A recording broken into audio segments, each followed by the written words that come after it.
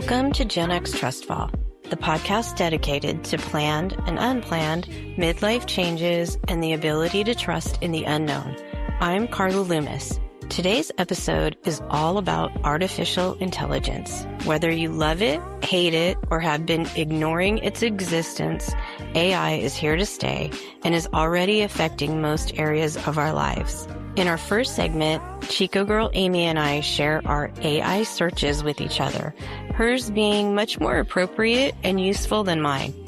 Next, a discussion with Liam, a San Francisco-based AI company employee who helps me grasp the basic concept of AI and its uses for Gen Xers. If you have resisted using AI for any reason, like I have, this is the episode for you.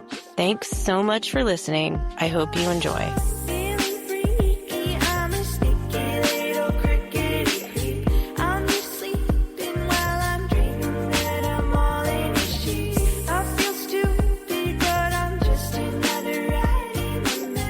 Since I'm having an AI expert on this week, I thought we should do a little informal chat about how we understand AI, how we use it, all that stuff. So you go first because I know you have a very strong relationship with AI. I'm very intimate with AI. I retired about 8 months ago. And so every morning I have a cup of coffee with my good friend, ChatGPT. And that's sort of a shout out. And I don't mean to do that because I do it just because essentially it's free. You could get it for $8, but I don't have that kind of money, $8 a month. So yeah, every morning I wake up and I just ask whatever's on my mind. And you should see the shit I've asked. I'm looking at it right now. Okay. So what are your three most recent or most interesting questions for ChatGPT? Well, Carla, they're all interesting. Just kidding. What I'd like to do is I'm looking through them and there are three that I think are just sort of ridiculous and they don't go together. But so let's do those three. Okay. Shall I start? You go and then I'm going to ask something. We're going to go back and forth, talk about one of your questions and then I'm going to ask a question. Is that okay? Love it. I love stuff like this. All okay. Right. So from one Real Housewives fan to another. Yes. I often do deep dives on my housewives. Oh. And I did a deep dive on Kyle and Dorit because I'm so concerned about their fallout. Yes. And did you want me to just tell you what's going on with their fallout? Because I asked. How did you phrase the question? Are Kyle and Dorit in a feud about Dorit and Sutton comments on plastic surgery? Or is that fake news? So did Kyle get upset when Dorit and Sutton somehow commented on plastic surgery that was about her? It was what I'd heard. Okay. On Facebook, so you know. I was going to say you heard that. Yes. Okay. Okay. And what was the answer? The answer is it's not totally fake news. There is real tension between Kyle and Dorit, but the plastic surgery comments are more of the side issue than the main feud. The main feud, I'm going to just paraphrase, I'll just give you some bullets, are about trust issues. Yes, always. Everything's about trust. Absolutely. Kyle's staying close with Dorit's ex, PK, which I'm on Dorit's side. Agree. Carla, you ever leave your husband? He's dead to me. Agree. He better be. Yeah, he is. Okay. And you'll do the same for me? Absolutely. I have proven that in the past. That's correct. Yes. Okay. Accusations of manipulation on the show. So when, they're manipulating other housewives and both feel unsupported during their separations and divorces. Okay. So that's what AI told me. She gets good info. It gave you a lot of really good information. It did. I feel strongly that it's correct. Okay. I don't really feel that strongly it's correct, just so you know, but let's go. It could be. All right. Could be. Here's my question, and I'm just asking this now. Will you bite me? AI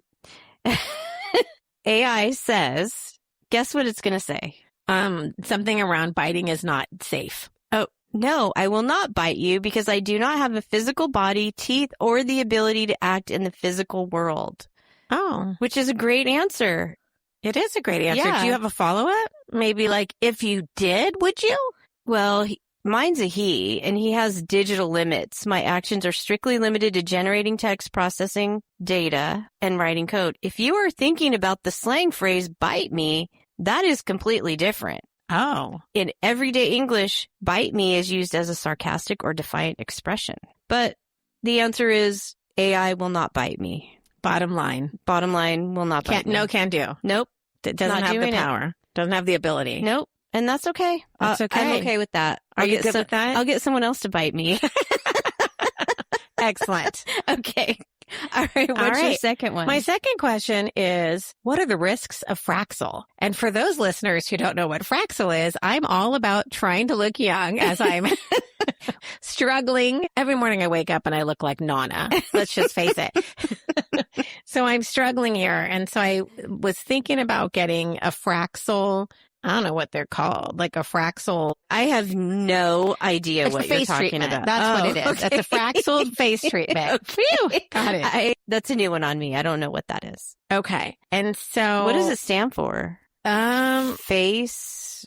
I don't know if it's it's not really that type of word. I think it's like a machine type thing. Oh, okay. So my question was, what are the Fraxel risks? We talked a lot about this. About fraxeling? We talked a lot about fraxeling, Carla. Okay. Because I feel like the word doesn't really match. It sounds cute, doesn't it? It reminds me of fracking, which reminds me of, fracking. What's fracking? I'm just thinking of the F word now. Fracking, when they open up the earth to get the, fracking. But wait, is that really called fracking, or is that a close to it but not quite the right word? No, it's fracking. It's fracking? Yes. Okay, well, that's not what it is. Obviously, I don't really know what fracking is either, but it's something where you destroy the earth. You send like gases or hot water into the earth to get like I don't know. Hey, this is interesting. Maybe that's what they're doing to my face. Well, that's why it made me a little concerned about my face. I mean, you haven't done it yet. No, I canceled it. I didn't like the answer I got from her. Okay. I trusted it. Okay, there are real risks with Fraxel. Serious complications are uncommon as long as you have an experienced board-certified dermatologist or plastic surgeon. And I do have that. All right, the person I'm going to, I don't really have her. But there are side effects: redness, swelling, burning, peeling, and dryness. And it could also go into more seriousness: hyperpigmentation, which is darkening and or lightening, which is hypopigmentation, scarring. This is what scared me. Bacterial infection or cold sores.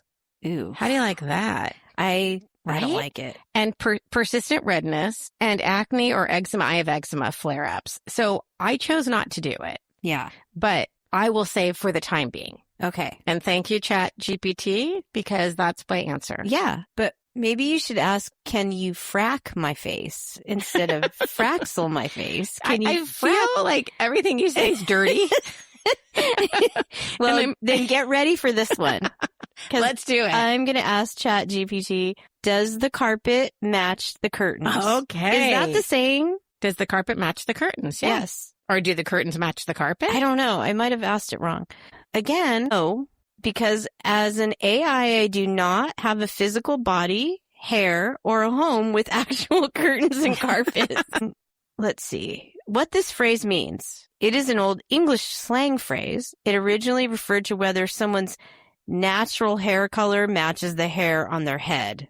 No. Wrong. Oh, no, it is. They're just saying it in the kindest manner. Natural hair color. You get me, Carla?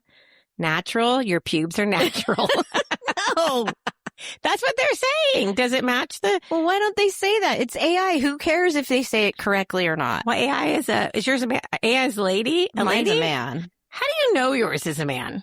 We already covered this before, but if you ask, we did this at the wedding. We know that AI is a man, for sure. Oh, okay, that's right. He seems to be a polite man. Mine is polite. But, yeah. I mean, if AI doesn't have an actual being, why does he care if he's being polite or not? Then he says, if you are actually looking for interior design advice. Wait, hold on. Is that what you said? So you just forgot about his interior design? AI saw me in the bathroom yesterday and said, girlie, you want those two to match? Wait, we just got some very good information on Carla. Good to know. Great to know. I might have to cut that out. Well, please don't. What the hell? I mean, we just asked why AI couldn't say pubes, and I'm with you. Yeah, why? Because people freak out at the dumbest things, just like the word vagina. Yeah, I agree. Oh, next time, just directly ask something about your vagina, please.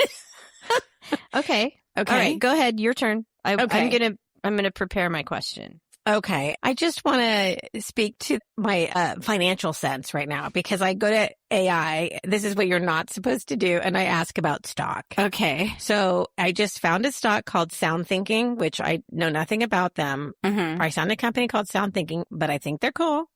Okay. Because they do things around gun safety. Oh. And trying to, I don't know what they do. It's around gun safety and it spoke to me. Okay. So I wanted to buy some stock. And so I asked, what is the Sound Thinking stock potential? Actually, my exact question was, this makes me sound really smart to just myself. When anyone else hears this, they're going to say, that's not smart at all. Okay. So what is going on with Sound Thinking stock? How do you like their long-term growth potential? Okay. How do you like that? That's a smart question. That's what I said. Yes. I'm very excited because I'm kind of into it. So here's your stock prediction from AI. Okay. It's very speculative, small cap stock, and it's a high risk, potentially high reward category. It's not a steady compounder like NVIDIA. Okay. The company used to be called ShotSpotter, and its core business is still acoustic gunshot detection for police departments. See, I think that's cool. Yes. But they're trying to broaden public safety technology with products like Safe Point weapons detection, Crime Tracer, investigative software, and license plate tools. So there you go. I decided, if you must know, to put a very small amount of money into that. Oh. Basically, because it sounds like a good company now. Yeah. I don't know if it's a good company. I have no idea what they're doing, but I like the idea. I like the idea. And do they have many competitors? We don't know. Oh, that would have been a smart follow-up. Let's ask it now, Okay. shall we? Yeah, we should. Yes, but the answer depends on which Sound Thinking product you're looking at. For that ShotSpotter, the gunshot detection, not many direct competitors. It's a dominant player. For the newer products, AI weapon detection and security screening, Sound Thinking has 4 direct competitors. Do I name? I'm not going to name. Let's just stick with Sound Thinking. Okay. Go Sound Thinking. Okay. So that's that. I like it. Cute. Okay. I'm going to ask, since you requested it, Yes, please. what are some nicknames for vaginas? Oh my gosh. Why didn't you just ask me that before you asked it? Let's see Let's see how many you get right. let's do it. Okay. What's your number one? Vajiji. No. It's not on there? It's vajayjay. Oh yeah, vajayjay. And that is number 1, 2, 3, 4. Okay, let me give you another one. Hoo-ha. Nope. They don't have that one. Wait, is it something stupid like flower? There is a lot of botanical and nature metaphors that have their whole category, and flower is number 1 in that category. Okay. Yes. Yeah, go ahead, because I think I'm done with my guesses. All right. Some people are offended by the P word, so that's what's second. Oh, the blank cat? Yes. Got it. Coochie is number 1. Yeah. Coochie is number 1. Yeah. Punani is number 3. Really? So coochie, the P word, punani, vajayjay is number 4, muff, number 5. I hate that word. And that feels like a 70s, 80s word. I think that word was from our childhood. That word feels like it was before a Brazilian wax. Yes, Right? for sure. Yes. Yeah. And then kitty. And then in the flowers, we have flowers, number 1, rosebud, peach. I hate these too, but. And honeypot. Oh, I get the peach and honeypot from a visual standpoint. And then we have some food-based nicknames. Oh boy. Oh, like something pie? No. Oh, that's gross, actually. No, Okay. but that should be here. Taco. Really? Okay. I know. Don't I ruin a know. taco for me, baby. I think it's the tight pants. You're right. Yeah. Camel toe? Is Is that I in haven't there? gotten there yet. No. Okay. Cookie Okay. and cherry, obvious reasons. Uh-huh. Yeah. And then we have some British terms. I think this is a very short list. And when I talk to our AI person, I may mention that he needs to add some. They need to get smarter? Well, they just need more. Vaginas are really the basis of the world. Nothing can grow without it. And so, our population would die out without them. And so, Right. So you want like I think we need a more comprehensive list. yeah. You want something more powerful too. Agree. Like, yeah, I'm coming up with something. I'm trying right now. Okay. Should I do another? No, I think we covered all the important aspects of life. The housewives, investing. We did. We covered hoo-has. We covered, can AI bite you? We did. I do want to tell you that as I'm searching my long list, it's crazy how much I talk to AI. One of my questions, and I couldn't even tell you why, is Rob Lowe in an A-list movie star status? What is wrong with me? Just had to share that with you, because what the hell's that about? Is he or not? I mean, I just closed it, but here's what it did say. He's no Brad Pitt or George Clooney or Matt Damon. Okay. But he's not a B-lister. Yeah. So it seems right? Yeah, he's a B+. A-, B+. We prefer A-. Okay. I think he's an A-, and I'm fine with that. I love him. Yeah, I think that's good. So yeah, now I have a job for my AI expert. You do. And it may not be appropriate conversation, but who cares? It better not be appropriate.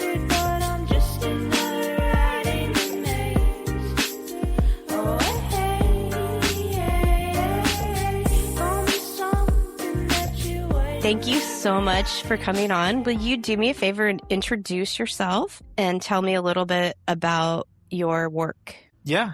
Hey, Carla. Thanks again for having me on the show. I'm Liam. I currently am based in San Francisco and work in the tech scene. As far as my work is concerned, I work in go-to-market, specifically in revenue operations, and yeah, excited for this conversation because a lot of what I do involves in some capacity using artificial intelligence. Awesome. Okay. So you're talking to a person that grew up. My first computer I got when I was like 31 years old. Just so you know, I grew up without a computer. I got a typewriter for graduation, and I was really excited because it had an erase button that I could actually erase certain letters that I had already typed. So that was new technology back in 1985, was a typewriter that could erase a letter that you messed up. So most people that are listening to this podcast grew up just like me without a computer. So AI is completely foreign to me and almost a scary subject. So we're going to dumb this down for me. I probably am on the very low end of the spectrum in terms of how much I use AI. In fact, I know I am because I'm an English teacher, and an English teacher wants you to write with a pencil and paper and never look anything up when you're writing an essay. That is what an English teacher wants. So I'm hoping you can dumb this down for me. Do you feel like that's possible? Yeah. I mean, when it comes to dumbing down, like, are you looking for like a dumbed down version of like what the technology is? No, I'm thinking more of like how to use it. So there are times when I will use AI, but like I was recently looking for a job like within the last 4 years, and I absolutely did not use AI for anything. Afterwards, I'm like, why am I acting like an Amish person? Hopefully all the Amish listeners of this podcast don't take that too personally. Oh, well, you know, I'm an equal opportunity offender in ways that, no, that didn't sound right. That sounded really bad. I'm equally offensive to everyone, so I'm not going to leave the Amish out of this. But no one's safe. No. No. Yeah, so you're really talking to somebody that does not use AI. So let me just start with, in your opinion, how can AI help somebody like me in everyday uses of AI? How could that help? Well, I think, first I should probably start by saying, obviously, everything that I will say is my personal opinion. Yes, this is yes. Purely for entertainment purposes and not representative of the company that I work for or just in general. And with that being said, I think kind of looking at it backwards or like starting at the top, what does everyone have in common, right? Like we all have thoughts. Yes.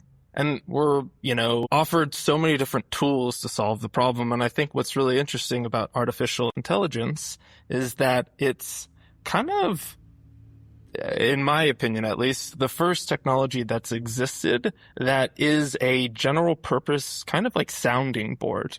And Okay.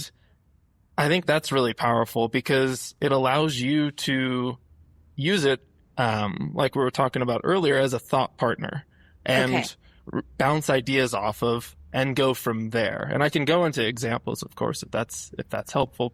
So a lot of people my age, for example, I'm on blood pressure medication. Mhm. And let's say that I'm wondering, is there a better blood pressure? I don't know, something about my blood pressure medication. How would you format a question around like a medication or something? Timely, because I'm currently in Mexico right now and I was in need of like some vitamins. And I don't speak, fluent Spanish. I know un poco, Right. or poquito. And I kept on going to the stores and looking for like the vitamin, whichever the vitamin was, and it was all in Spanish. Right. And my initial instinct was, since I couldn't really communicate with the people at the pharmacy at these stores, my initial instinct was to just take a picture of it and validate it with AI in this case. Like, hey, I'm thinking about getting X vitamin. Is based on what you're seeing in this photo going to give me that? And, for the most part, generally got me what I wanted in a reasonable amount of time. Okay. I love that. I think that really is hopefully what people are using it for. I mean, I definitely do that. I guess my problem is my skepticism around it. So are there times when you really have to question, like, hey, I don't know if this is accurate? Or do you find that most of the time the information that I might be getting back is extremely reliable? So it's a good question. I think a healthy amount of skepticism is actually good to have when using this technology. Okay. And the example that I am going to use there, it ties into my work, which involves, coding. And I feel like a lot of people, they hear about like, oh, this technology is going to make you so much more productive. And while I agree, I think like that statement in and of itself is very broad. Right. But if you use the technology with, like you said, a healthy amount of skepticism, when you treat each conversation as like a task where you're using it as that thought partner to get X done, and once you've got a good plan after you've gone back and forth a couple times, because you're trying to like suss out, you kind of approach it with an initial hypothesis. If I use this technology a certain way, I have a rough idea as to what the output should be, but I'm using it so that it'll save me time to get to that kind of final output. Okay. And if you go into it with that kind of like mindset or approach, I feel like you're much better off as opposed to just asking the broad question and whatever comes back blindly trusting. I think that is, it's a slippery slope, but it's a self-inflicted slippery slope that doesn't necessarily have to be the case. And I think a lot of people, the parallel that a lot of people often draw this technology to is like with Google, or the analogy that people usually bring up is Google. If you're Googling something, you kind of have an idea as to what the search results are going to bring back. Yes. That kind of like approach to using the technology, you can kind of apply that with this technology as well. Okay. Yeah. And I only use the free one on Google. My brother, who is in tech as well, he works for agricultural companies, very large agricultural companies. And so he uses, I don't know which company, but he pays for it and he can get these really detailed analysis of things. But I just do the free one in Google. And I have noticed, which is so different than Google, right? With Google, you just, I don't know, when is the sun going to set tonight? Whatever that is. But I have noticed even with the free Google AI, it asks you questions like, well, can you be more specific? And I do find that really interesting because I do think that as kind of an Amish computer user. There we go again. I'm going to, I think that's going to catch on. I'm going to maybe trademark Amish computer user. Heard it here first. You did. This is it. TM. And I didn't even realize I wanted to hone in on whatever that was, right? So if I ask about my medication and then it comes back with a question like, be more specific, I think that really is helpful for me when I'm asking a question, because as you can tell just by talking to me, sometimes my thoughts are a little scattered and I don't know what I want to ask until I do, like you said, suss it out and figure out, okay, what's the real question? So I do like that. I'm going to say I do like that. And it's something that you don't get with Google, right? 100%. And I think the slogan that I like to say is with this technology, you should really approach there's no such thing as a dumb question kind of mindset. I feel like a lot of people are oftentimes hindered or they hold back from asking a human being a question because they don't want to be perceived as, less intelligent or, what have you from their peers or friends, family.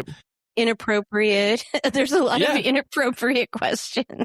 Maybe the catch-all term or word is they don't want to be judged potentially the wrong way. And I think this technology is fascinating because, one, it's been, trained on more data than we can probably imagine. Right. And so does it have access to a wealth of information that historically no other technology has been capable of, mining or accessing before? And the answer is yes. And with that, how I personally kind of go about this problem set is what cool things can I do that historically I haven't been able to do, just by talking to it. And I feel like that's another kind of avenue we can go down.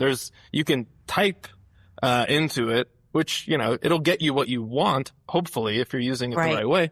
But the other avenue that's really fascinating is actually using your voice to talk to it. Because as you can probably imagine, you talk 3 to 4 times as fast as you type. So in addition to the technology affording you with all of this allure around productivity gains, you can be even more efficient when it comes to actually speaking naturally just by using your voice. And so I think that is really neat. But for example, some of the use cases that prior to this technology existing that I use it for outside of a work standpoint is recommendations. I'm terrible at efficiently figuring out what show or what movie to watch next. But I can easily just say, hey, AI, I like horror, I like crime, I like drama. Give it examples of series that I've watched that I'm very fond of and kind of go back and forth. If it gives me a recommendation that I've already seen, adjust from there. And within 5 to, I don't know, however many minutes, I'll have a list, a curated list of things that are personalized to me that, frankly, I wouldn't have had 3 years ago. I love that. I really like that because it's very practical.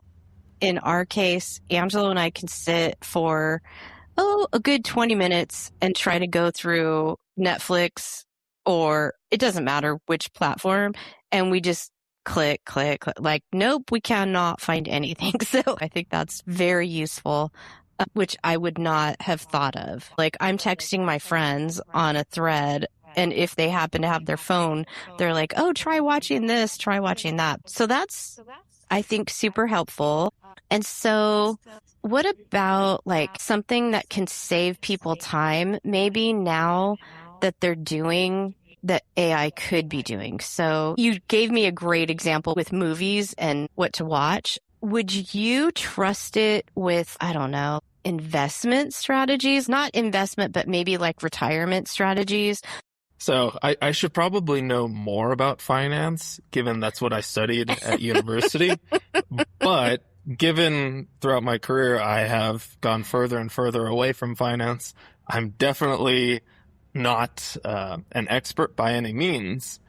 But I do think it's an interesting question, because this technology, in theory, should remove a lot of barriers to entry from a learning standpoint. Yes. When it comes to things that, frankly, you never thought you would be able to learn in a timely fashion, right? And I think it comes down to, and I'll eventually get to your question. I apologize for being overly verbose. I don't even know what my question is, so don't worry about that. I think this technology has proven that it's probably not going anywhere. Absolutely.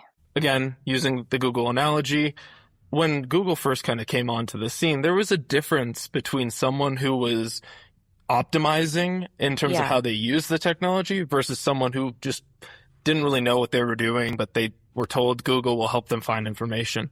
And depending on which camp you are in, you were able to get more from a productivity standpoint out of it. And I think the characteristics that are going to set, the two different camps apart when applying it to artificial intelligence are willingness or motivation and just curiosity, right? Because we all have these thoughts, but there is a difference between someone who has thoughts and someone who has thoughts but actually takes the initiative. Yes, acts on them. Exactly. To work with the technology to, answer that dumb question that I was mentioning. And in this case, ask, hey, I'm thinking about investing, $5,000 into the S&P. What do you think of that? Like, are there other alternative investments or just other investment opportunities that I should consider? Do some deep research, cite your sources, and validate each claim is factually correct and up to date. And the reason I, choose to be kind of overly verbose when it comes to my prompting is because I am still skeptical or maybe paranoid when it comes to like what I'm going to get back. But the onus is on the person, the human in this case, asking the question, to make sure that they're structuring their instructions the right way. Yes. Because it's the technology in its current kind of state today, it's only going to do pretty much exactly what you're asking of it. So if it doesn't give you good results, in my opinion, to some degree, the person asking the question should be a little accountable or take a little accountability for the quality of the results that they get back, because you're steering the ship. Yes. And the workhorse, or the ship in this case, is the artificial intelligence, but you're the driver of that, vessel. I totally agree. And so I think for purposes, especially of this podcast, and I do want it to be specific to my age group and generally the people that I interact with on a daily basis, we have, of course, the normal concerns about our kids and blah, blah, blah. Like, we have all those concerns. But at this point in our lives, one, we're worried about retirement and are we going to have enough money to last us for the rest of our lives, maybe to pass something on to our kids. Two, we're worried about our parents because our parents are all doing insane things at this point in their lives. No comment, because my parents might be listening. Well, your parents are my age, so there we go. Like, they're worried about their parents, right? And so we have a short list of things that we're worried about. And so I think we've covered our health and our financial, which those are two of the really big things that are on our minds at this point. Am I going to be able to stay healthy through my later years, both physically and financially? So I really think we covered the two big topics. And so to your point, really thinking about the right question to ask, or with AI, you can just keep asking questions and narrowing that down. And so I think my recommendation would be practice asking questions. Right? 100%. Like, that's a skill that you have to really learn, asking the right questions to get a really good answer that is probably, for the most part, pretty reliable and you can trust it. I don't know. Is that a good summary of what you said? Okay. The most dangerous thing you can have in a good way is just a unique thought, right? Like, there's people that I know that use it to get feedback on a whole swath of things. maybe you have a fear of public speaking, but you want to practice, right? Instead of quote unquote the old school way of presenting or looking in front of a mirror and saying it out loud, you could have a artificial intelligence kind of like give you feedback in pretty much real time just by talking to it. Oh my gosh. And yeah, again, like thinking to do that is going to be that, unique skill that I think a lot of people are going to realize. Either they've already realized it or they'll get to that kind of light bulb aha moment. Right. And that's when they'll start really recognizing how useful this technology could presumably be. So interestingly enough, my friend Amy asked AI to come up with a bunch of questions to ask the AI expert. Okay, well, definitely not an expert, but that's funny. Well, you're my expert for today, so yes, okay. You are the expert. Okay. Hopefully not too spicy. So this is going to be weird, but the chat that I had with Amy, right?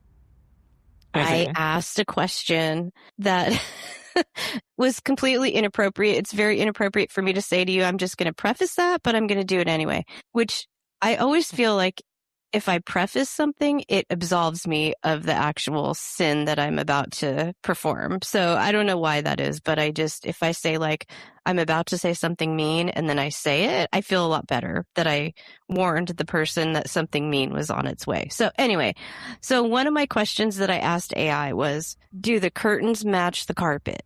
Which is an old saying that we used to say a lot. I don't know if they still say that, or I don't even know if I have it right. Does the carpet match the curtains? I don't know. It's something like that. And AI thought it was a decorating question, literally asking about curtains and carpet, when it's not. That's really not the way that it's used. And the way that it phrased it was almost like to not be offensive to the person reading the answer. It didn't come out and use real terms. It used euphemisms to talk about like the carpet. It still used a euphemism instead of saying, whatever. And so I thought that was interesting because I was like, wait, why does AI have to be appropriate? Because if I had to guess, it's because most of the world typically is appropriate relatively speaking, at least. Okay. To me, it seems like it should be factual 100%.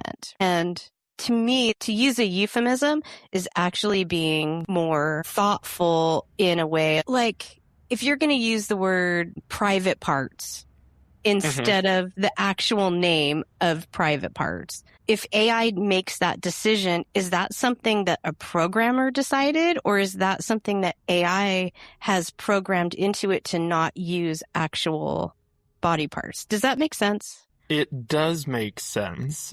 I think the short answer is, and this is again personal opinion, it's likely defaulting to what it thinks is, the most quote unquote appropriate thing to say relative to whatever you've inputted or asked it.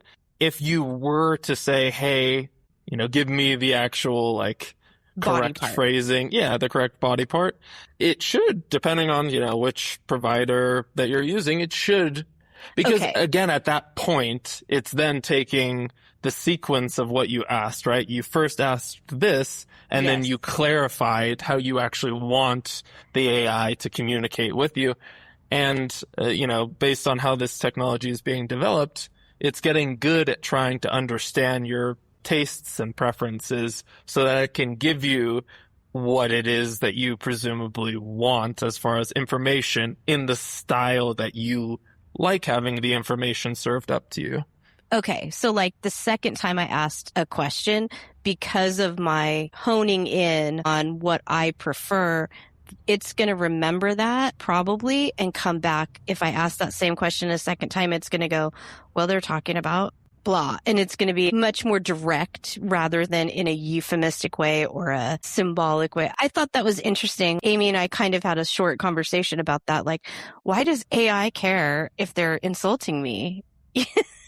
right? Like, why does AI care? And then, but to me, it must be the way that it's programmed in there to be less offensive to the general public rather than specifically to me who doesn't care. I would much rather have the actual body part. Yeah, I mean, again, guessing here, but like, why would you have a technology available that, pisses off more people than not?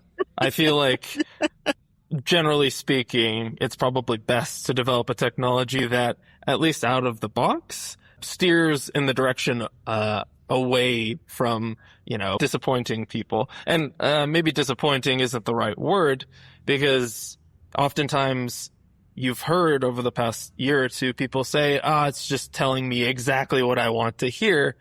Sycophancy is, I think, the word that a lot of the critics use. And it's a double-edged sword, right? Because some people want, as weird as it sounds to me, some people want sycophancy. Other people just want to be told the news, the facts, be direct. And it makes it a fairly, in my opinion, a very difficult universal challenge to solve, which is how do you roll out a technology to the entire world that each individual who has different taste preferences and whatnot gets value from. Yeah. I don't know if we've gotten to that point yet, but I think based on all of the people who are using the technology, I think there's something to be said that the companies that are developing the technology are doing a decent job. There's still probably plenty of work to be done, though. Right. Well, especially when you realize, okay, this is the same company that I'm using over and over, and it's getting to know my preferences, which is both scary and super interesting because, it's kind of like when I get into my phone and it just recognizes my face automatically, how easy that is rather than punching in my code every single time. And yet it's also scary where you're like, oh my God, my whole life is like in this one little phone. The way that I go through my whole day is so intertwined with this. Like you said, it's the double-edged sword of like, okay, I really want you to get to know me, but then again, I don't want you to know anything about me. I don't know. It's this weird, very weird thing. So, it's what companies like Apple have bet their entire business on as far as valuing customer privacy. Yeah. And I think most of the companies developing the technology do, from a consumer standpoint, allow individuals to kind of opt out of their data being kind of constantly monitored. But putting that aside for a moment, the analogy that I use is, and everyone's different here with this analogy, but it's on social media, I use Instagram, and amongst my friends, some people, they prefer the personalized feed. Other people don't. They don't want that personalized feed, largely in part because these social media companies or tech companies, the more data that they mine from you, the more of a profile that they're able to build, and the better the targeted advertisements can then be.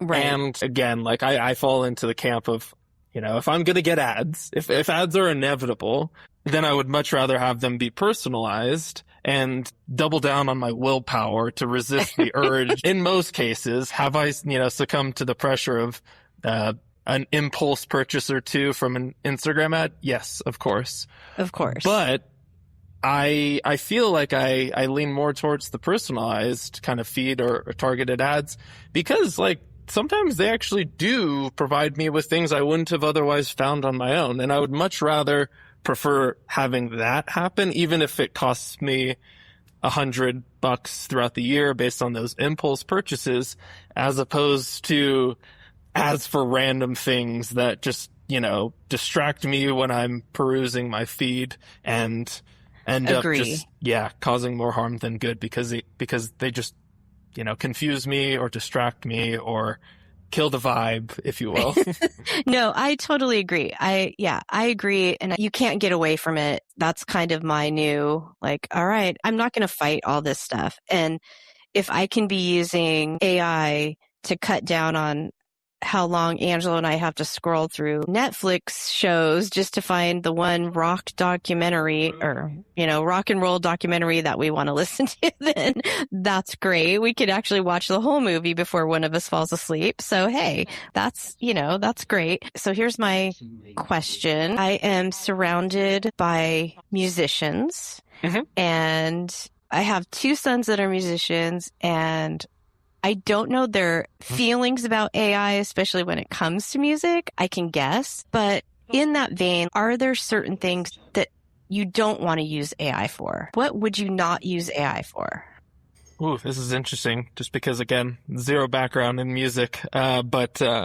And I'm just using that example because I think about like if 50 years in the future, nobody's going to listen to live music and they're just putting in their AI engine like, hey, play some hard rock music and it's just coming up. Do you know what I'm saying? Like then you have people no longer making that, which to me, art is really such a foundation of civilization. Yeah.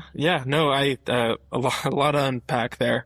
First and foremost, No. I think it's good. First and foremost, I think that if this technology does anything, I think it is going to lead to a abundance of human ingenuity and creativity because it lowers the barrier to entry across every aspect of life, for everyone that never thought that they would have a chance to do X, right? Like, yes. If I wanted to make music, in theory, I could learn at a much more accelerated rate how to do that or use the technology to, go from 0 to 1 a lot quicker by having it explaining what I want, working with it to generate the music. And, maybe I end up with an AI generated song. Maybe I learned how to play the guitar and now I created a work of human art. Either way, I think one of the things that I'm trying to say with all of that is if this technology does one thing, it will, put more of a premium on human generated work as opposed to, artificially generated work with the help of AI. And I think like going back to your example of music, maybe if I'm one of your sons, I use it to get advice on writing the actual music itself, like the lyrics, as opposed to, generating the actual sound itself. And I'm probably botching that, but like whatever they're passionate about that they, need some assistance on, maybe like as a writer, has like writer's block. Yeah. Historically, they would have been screwed for however long it took for them to get over that writer's block. But now there's a technology out there that could, in theory, unblock them a lot sooner if they just asked it, and then, go from there. You'll never know unless you try, or in this case, you'll never know unless you prompt the AI. And so I think with music, there's so much that can be done while ensuring that the human is in the loop. And I think that it's very important for people to realize that right now, it's all human invoking the technology as opposed to the technology kind of proactively working for the human. And I think the human is the most important part because it's the orchestrator. It has all of the thoughts. It knows where it wants to go. It just needs some assistance with, either getting feedback or, going through the process of planning for whatever it is you're trying to do and achieve. Okay. Well, this has been really good. I mean, I could probably sit here and keep you from exploring Mexico. Oh, no, you're good. I could keep you here for hours talking about this and my Amish brain trying to get my head around it. We didn't even talk about humanoid robots.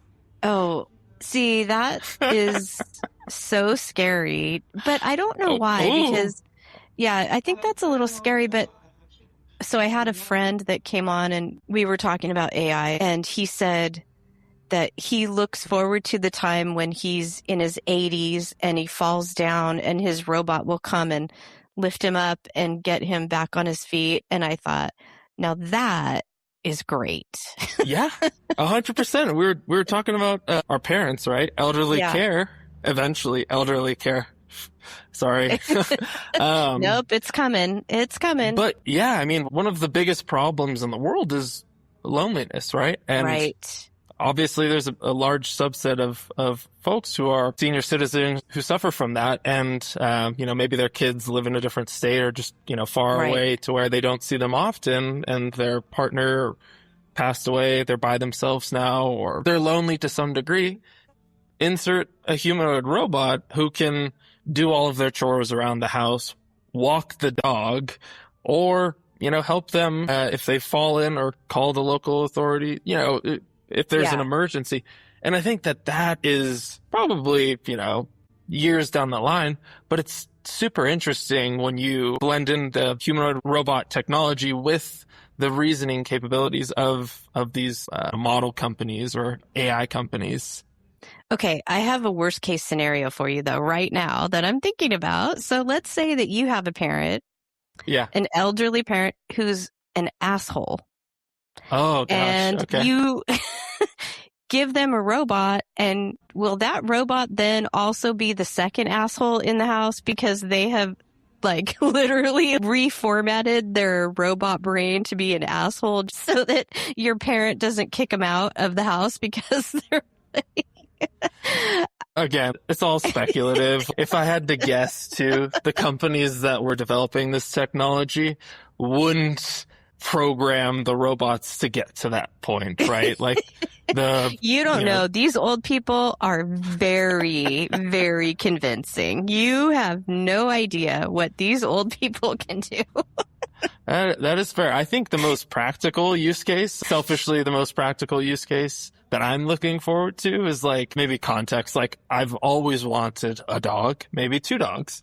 Yeah. But I live in a shoebox in San Francisco, and I obviously know that it's not practical and frankly not fair to have a dog in a shoebox with no natural light. And I've been traveling a lot too. And so I think with humanoid robots, the unique angle there is if hypothetically down the line I have a humanoid robot and I have 2 dogs, I don't have to worry as much about figuring out a doggy daycare to take it to, or, worry about not traveling as a result of having dogs, because the humanoid robot, knock on wood, if all goes well, I can delegate those, tasks that I would normally have to do, like walking the dog, picking up the poop and feeding it and doing all of that stuff. And so I think that, again, selfishly, that is something that I'm so excited about. I feel like you've chosen the one good thing in the world, which is taking care of a dog.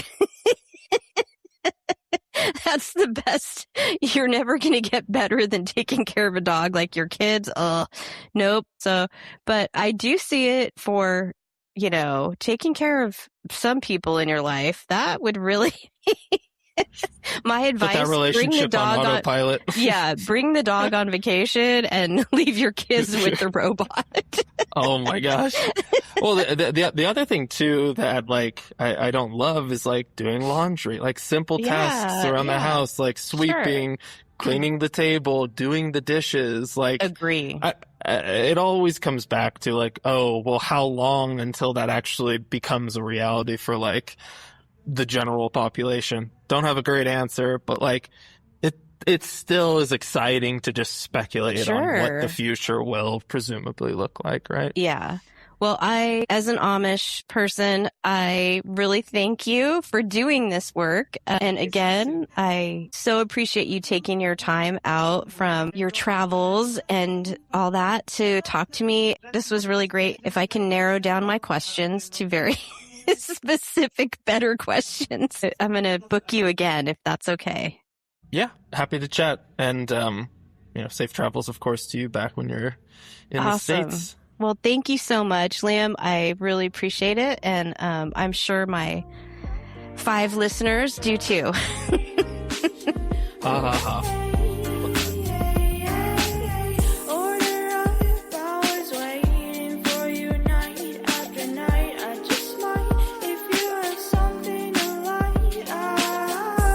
Thank you for joining me on today's adventure. Thanks to Chico Girl Amy for her varied AI searches and for going along with my crude teenage boy-like searches.